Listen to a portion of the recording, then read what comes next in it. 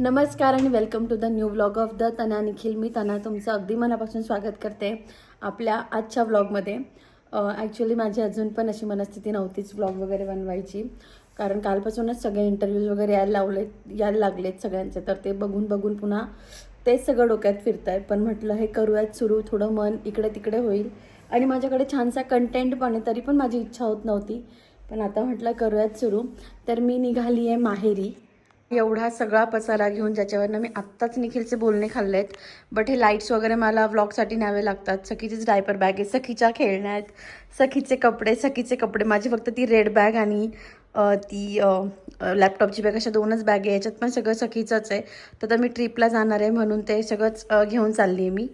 हे इकडे पण आहे थोडं. तर मी इथेच एवढे बोलणे खाल्ले या सामानावरून, तर मी घरी जाऊन किती बोलणे खाणार आहे दादाचे पप्पांचे मला माहीत नाही. बट लागतं, लहान बाळ म्हटलं की हे सगळं लागतंच आणि न्यावंच लागणार आहे. असं पण आता आई आणि तात्या पण गेलेत मस्त पुणे आणि कोल्हापूर फिरायला.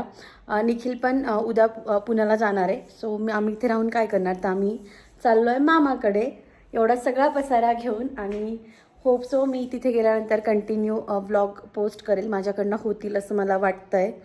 बट स्टील डोंट नो, तुम्हाला माझा आवाजही कळत असेल. बट ठीक आहे, पडावं लागतं प्रत्येक गोष्टीतनं बाहेर. तर आता निघू आम्ही. सखी झोपली आहे म्हणून थांबलो आहे. सखी उठली की हे सगळं घेऊन आम्ही निघू. निखिलच्या बाबतीत एक छान न्यूज आहे, ती पण मी तुम्हाला लवकरच सांगते. So stay tune. तर फायनली आम्ही निघालोय आणि माझ्या नवऱ्याच्या चेहऱ्यावरचा आनंद तुम्ही बघू शकत असाल. बायको महिनाभर माहेरी चालली म्हणून माणूस किती खुश आहे. अरे याच्यासारखं जगात कोणतं सुख नाहीये जे लग्न झालं. मुळात मी खूप आनंदी असायला हवं की बापरे मी चालली आहे. ऍक्च्युली मी इतका गाजावाजा करते, मी चालली आहे. आणि ज्या दिवशी मी जाते ना, शिवायचं तोंड असं असतं की मी चालली आहे, हा मोकळा राहणार आहे. दिस इज कॉल्ड हलकटपणा. बट ठीक आहे, बायको माहेरी जाण्याचं. बट तो ना इतका जास्त इम्पॉर्टंट आहे ना. आम्ही फॅमिली ट्रिपला चाललो आता, संडे म्हणजे स्टेकेशनला चाललोय. फॅमिली गेट टुगेदर आहे.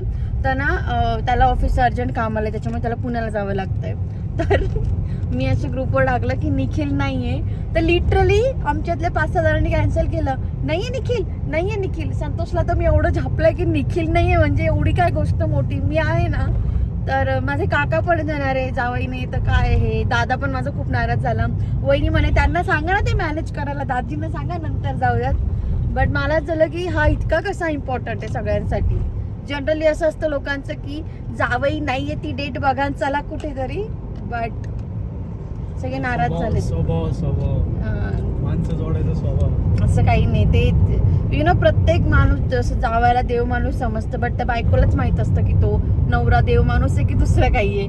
आणि देव माणूस, तू ती सिरियल पाहिली ना ZT वरची देव माणूस, माहिती का त्या टाईप आहे हा थोडा.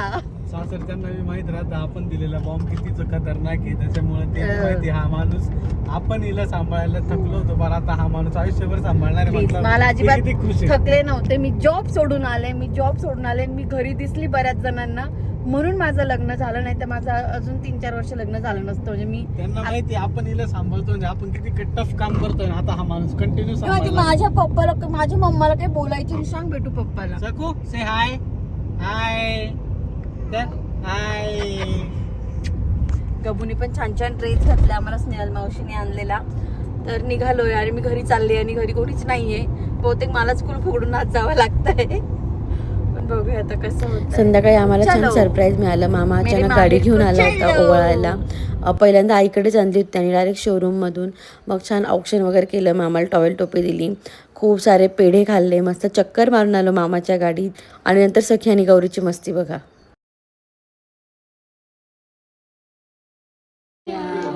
पितळीचं पाणी पिऊ. परत आपटी थापटी करा. आपटी थापटी गुळाची पापडी, तेलंगीचे एकच पान, धरारे सगळ्यांनी पाणी पिऊ, बुरडून जाऊ.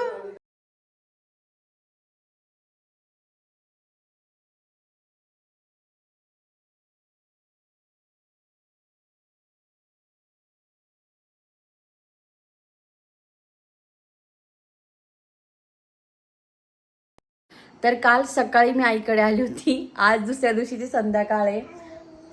हाय झोळीतनंच हाय. आणि मी काही शूट केलं नाही. रिझन आहे माझी सखी. तुम्ही म्हणाल मी सारखं सांगते की सखी त्रास देते, बट यांना विचारा काय आई सखी भयानक.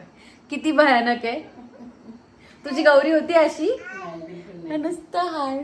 तिने काल घरात आल्यापासून सगळ्यांना जे धारेवर धरलंय, घरच्यांना काय बाहेरच्यांना कॉलनीच्यांना पण तिने असं धारेवर धरलंय. नाही नाही नाही, आज तर फिरून आली आहे कॉलनीत. मी नसताना अनोळखी लोकांसोबत जाऊन मस्त फिरून आलेली आहे. सखी अशी इतकी त्रास देते ना सखी, त्याच्यामुळे मला काही शूट करता नाही आलं. आम्हाला उद्या ट्रिपला जायचं आहे, काहीच पॅकिंग नाही आतापर्यंत. रिझन फक्त सखी इतका त्रास देते, तिला कंटिन्यू बाहेर फिरायचं आहे. तिला माझ्याशी काहीच घेणं देणं नाही आहे. ती साध्या मम्मा म्हणून मला आवाज पण देत नाही आहे. हां, आम्हाला फक्त मामा आणि बाबा लागत आहे, आजी पण नको आहे, दीदी लागते, खायला प्यायला आम्ही आहे. अदरवाईज सगळं तिचं मामा आणि बाबापाशी चाडतं आहे. काल तर सखीने इतका कहर केला. आई तू जागली याच्या आधी कधी एवढी? नाही आणि सखीने आपल्याला जागवलं लहान असताना कधी? नाही. सखी काल 4 वाजेपर्यंत जागी होती. आणि तर सखी काल पहाटे 4 वाजेपर्यंत जागी होती. ती 10-10:30ला झोपली होती. 11 वाजता आम्हाला हुक्की आली. मे बी ती पप्पाला शोधत होती का काय माहीत नाही. पूर्ण डोळे बंद होते तिचे पहाटे 4 पर्यंत. पण ती इतकी रडत होती.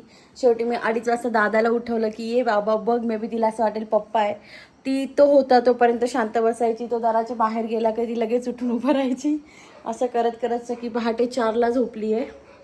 आणि लगेच 8 वाजता उठली आहे. दुपारी झोपली पण ती 1-1.5 तास. बट आता माहीत नाही, आता तर घरात एवढे सगळे आलेले आहेत, तिला अजून काय ऊत आला म्हणता येईल. आणि सखीने एवढा त्रास दिला आहे ना, एवढा ती मला कधीच घरी दिलेलं नाही आहे. तर मस्त ब्लॉग वगैरे करायचं काही होईना माझ्याकडनं. मी म्हटलं तर करेल घरी आल्यावर सगळं, पण माहीत नाही. अजून आमची पॅकिंग व्हायची आहे. आणि आमची सखीच्या डोळ्यात अजिबात झोप नाही आहे. आजीने आता मला बाटली भर दूध दिलेलं आहे. सखी सखी हाय, सखी इकडे बघ ना. हाय हाय, किती अवघड आहे बघितली ना. आय्या म्हण, आय्या.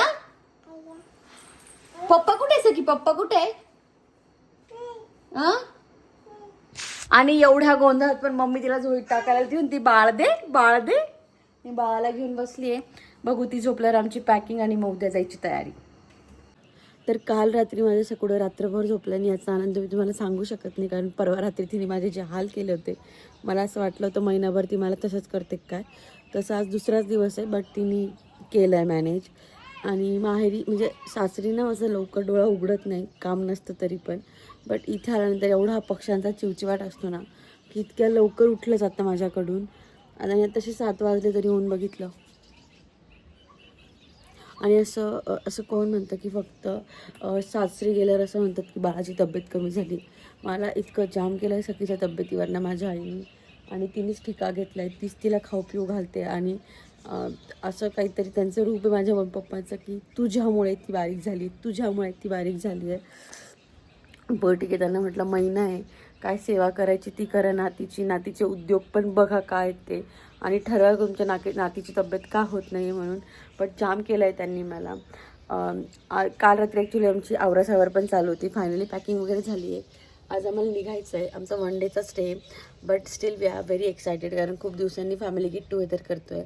दरवेळेस पुढाकार माझा असतो. तर मागच्या वर्षी ते मी प्रेग्नेंट होती, सखी 2-1 वर्षाची होती, सखी 2-1 महिन्याची होती, म्हणून तेव्हा ते प्लॅनिंग करता आलं नाही. त्याच्या आधीच्या वर्षी पण आम्ही गेलो होतो. So we are all excited की आम्ही चाललो आहे. निखिल नाही आहे, त्याची खंत आहे, मला काय सगळ्यांनाच आहे. बट ठीक आहे, आम्ही मस्त मजा करणार आहे असं प्रथमदर्शी तरी वाटतं आहे. अदर दॅन दॅट मला माहीत नाही आहे. सखी इतकी शांत झोपली आहे ना अशी. आणि आम्ही आल्यानंतर मामाच्या घराची पूर्ण जाम करून टाकलं अशी. इथे झोळी आहे, खालच्या रूममध्ये झोळी आहे. कारण तिच्या मनाप्रमाणे आम्ही दिवसभर खाली असतो, सो खाली पण तिची सोय हवी. रात्री ही दादाची बेडरूम आहे, बट इथे सगळ्या साईडने हवा आहे. तर तिला गरम व्हायला नको, लाईट वगैरे गेली तर गडबड नको व्हायला, म्हणून मग आम्ही हिच्यावर कब्जा केला आहे. आणि दुसरी रूम दिली आहे दादांना त्यांना, म्हणजे माझी वाली दिली आहे. सो मी तुम्हाला होम टूर तर देणारच आहे घराची. छान झालं आहे सगळं. सो लवकरच मी होम टूर देण्याचा सुद्धा प्रयत्न करेन आल्यानंतर. सो आजच्या ब्लॉगमध्ये एवढंच. पुढच्या व्लॉगसाठी माझ्या इतकंच तुम्ही पण एक्सायटेड असाल असं मला पण वाटतं. कारण फॅमिली ट्रिप आहे, तुम्हाला सगळ्या माझ्या फॅमिलीचं मी इंट्रोडक्शन करून देईन. आणि माझी स्किन मला इतकं छान वाटतं ना, इतकी पिंपलवाली स्किन होती माझी याच्या आधी, म्हणजे व्लॉग सुरू केलं तेव्हापासून 1-1.5 वर्षापूर्वीची गोष्ट आहे. मी हवा तर फोटो पण टाकेल कोपऱ्यात. आणि आता तेवढं क्लीन झालं की मला माझे प्रत्येक व्हिडिओ असं खूप छान वाटतं. आणि घरी आल्यावर पण मला म्हणतात की सगळे प्लेन झाली आहे. सो बघू, तर आजच्या ब्लॉगमध्ये एवढंच. आपण भेटूयात पुढच्या ब्लॉगमध्ये. तोपर्यंत असंच प्रेम देत राहा मला, निखिलला आणि सखीला. बाय.